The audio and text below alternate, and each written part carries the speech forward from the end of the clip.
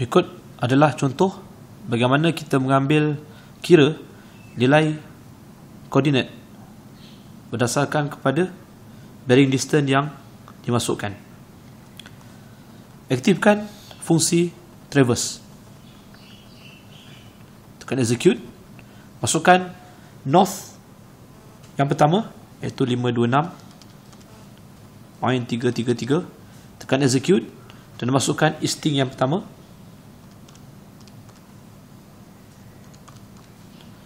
Tekan execute. Untuk north kedua, letak kosong saja kerana kita akan masukkan nilai bearing distance saja lepas ini. Tekan execute. Masukkan nilai bearing.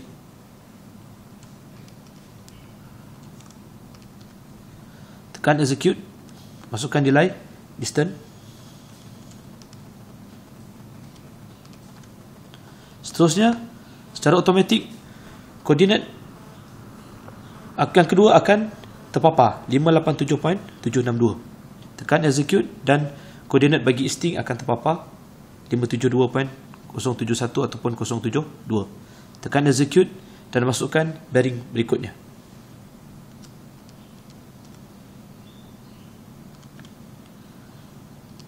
Tekan execute, masukkan distance berikutnya.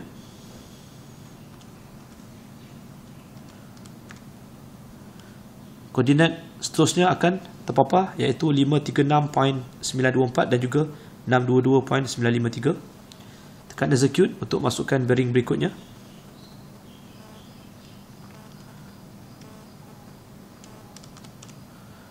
Tekan execute, masukkan distance berikutnya. Tekan execute dan apa yang terpapar di sini adalah koordinat berikutnya iaitu 460.667 dan juga 630.020. Masukkan bearing dan juga distance berikutnya.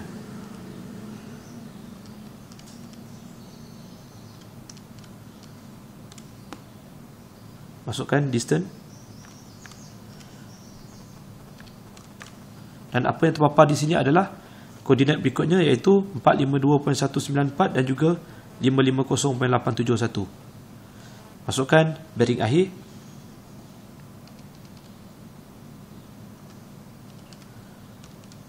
Tekan execute. Dan juga masukkan distance akhir.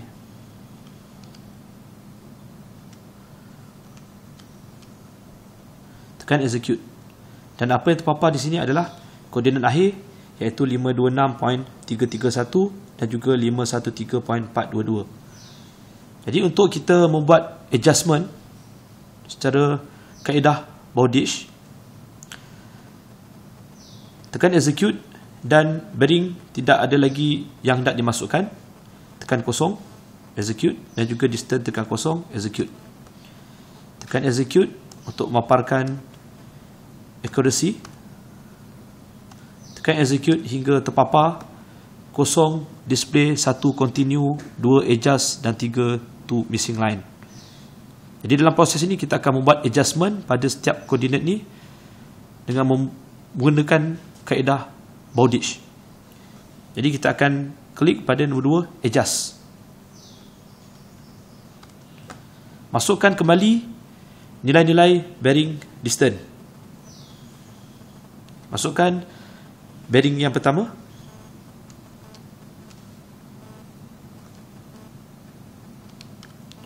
Tekan execute dan juga distance yang pertama.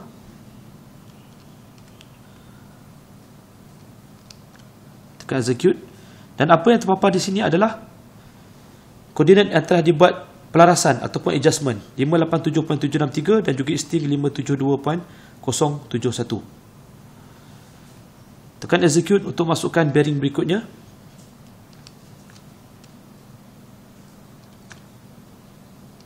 Tekan execute, masukkan distance berikutnya.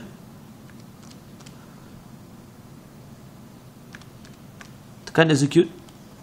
Jadi apa yang terpapar di sini adalah koordinat yang telah dilaraskan iaitu 536.925 dan juga 622.951. Tekan execute untuk masukkan bearing berikutnya.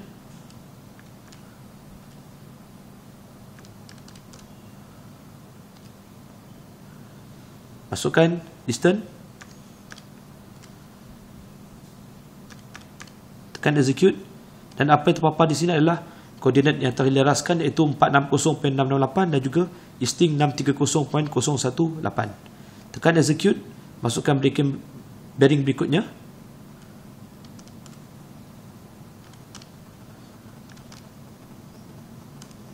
Masukkan distance berikutnya. Tekan execute. Dan apa yang terpapar di sini adalah koordinat yang terleraskan, iaitu 452.195 dan juga Easting 550.867. Tekan execute untuk masukkan bearing akhir. Tekan execute dan masukkan distance akhir.